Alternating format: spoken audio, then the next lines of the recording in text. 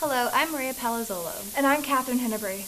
Our lead story comes to us from Washington, D.C., where the President gave his annual State of the Union speech on Tuesday. Early on, the speech focused on the economy as the President discussed several economic initiatives, including a plan to issue an executive order that would require all government contractors to pay their workers a minimum wage of $10.10 an hour, and urged states to take action to raise their minimum wage as well. The President also brought up several different education-related plans, including urging states to take action in raising the dropout age to 18 to keep students in school longer, proposing universal pre-kindergarten access, and creating an initiative to grade colleges based on the amount of debt students graduate with to try to address the problem of rising student debt. However, the emotional high point of the speech came when the President brought up the story of Army Ranger Sergeant First Class Corey Remsburg, who was injured and nearly killed while serving in Afghanistan. The Republican response was delivered by Representative Kathy McMorris Rogers, who attacked the President's record on the economy, saying, "The President talks a lot about income inequality, but the real gap we face is one of opportunity and inequality. And with this administration's policy, that gap has become far too wide." Now we go to Katherine Hennebrey for our local story. Olympic dreams are coming true for one area girl. Gracie Gold, who attended Chatham Schools for 3 years, won the 2014 U.S. Figure Skating Championships in Boston, Massachusetts, to qualify for the U.S. Olympic team to compete in Sochi for the upcoming Winter Olympics. Gold won both the free skate and the short program, setting a record in the short program under the current scoring system with a score of 72.12. Gold recently departed from LA on the 26th in order to begin the trip towards Sochi. Gold's first place finish comes after finishing in second place in last year's championship. The 2014 Olympic Games in Sochi get underway on February 7th, with the opening ceremony and the figure skating competition runs from February 6th, the day before the official opening ceremony, to February 20th with the ladies' free skate event. It's pretty interesting stuff, Maria. Pretty interesting, Katherine, indeed. Now for This Week in Sports with Denver Patton. In This Week in Sports, we're looking at the boys' city tournament game between SHG and Lanphier. The SHG boys put up a good fight in a very physical game.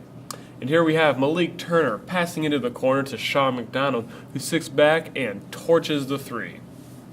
Then later in the game, Malik hitting the ball again, makes another good pass to Sean for another corner three. And there he goes, rings it right up. Then Mike Moscardelli would get in on the action. He will pass this one for an assist to Ben Sustak for another three. Then, later in the game, Nate Lois, guarding the shooter, grabs a board off the miss, and then he will show off his impressive dribbling skills, weaving in and out between the Lanphier defenders, and he will just take it coast to coast for the easy bucket. And here we have Gabe Green. He will just miss this contested layup, but Sean McDonald was there to clean it up for another bucket down low. Despite all of this, though, SHG falls to top-ranked Lanphier 79-69 and ultimately finished third in the tournament. On the positive side, the SHG students section won the Spirit Award. How about them apples? Well, that's all for sports. We'll see you next time from the SHG broadcast studio. Now for Word of the Day with Riley McManus.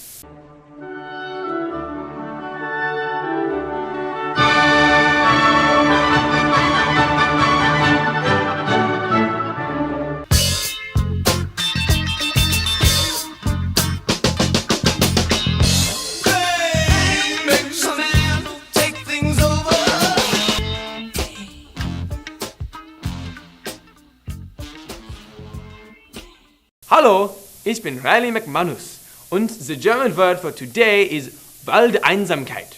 It means that feeling you get when you're alone in the forest. Yeah, the Germans have a word for that. And that's the word. Tschüss! I don't know if you know this, Katherine, but I actually take German. Nito Toledo, Maria. Indeed. And now to Mrs. Becker with entertainment reviews.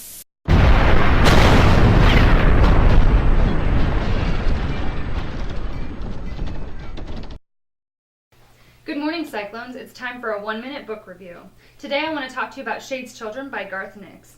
This book is a dystopian story, and it's set in the future, a very dismal future, and it follows a quartet of teens as they attempt to navigate this world. With the help of their protector guardian Shade, they try to gather information about the change that took place on the planet that made all the adults disappear. Their ultimate goal, to reverse the change. Nix does a good job pacing the story. There's a sense of urgency as the teens work to try to figure out what's going on, and the characters are also really well developed. Ella is the de facto leader of the group, and she's tough and independent, and she really keeps the group moving and keeps them on task. Drum is sort of the muscly, brawny guy of the group. He's the protector, and despite his large stature, he's really patient and gentle. Nindy is a flighty sort of romantic, and as a result of her romantic view of the world, it gets them into trouble sometimes. But Nix does a good job making you feel both irritated at her and also sorry for the condition she's living in. Goldeye is the newest member of the group, and like all children left on Earth, he's been sort of neglected. As a result, his language is very limited, which means that the dialogue between him and the other characters is very unusual, and it can be kind of hard to read through that, but it also adds a certain depth to the story. Shade is probably the most unusual character because he's a machine representation of the man he was before the change took place. As a result, he's kind of cold and logical, and this part of his personality continues to develop throughout the book, which can create bad situations for his children. Overall, I give the book 4 stars out of 5. The plot's interesting and it's fast-paced, and the setting is really unique for a dystopian novel. This one really stands apart. Thanks for watching and keep reading, Cyclones.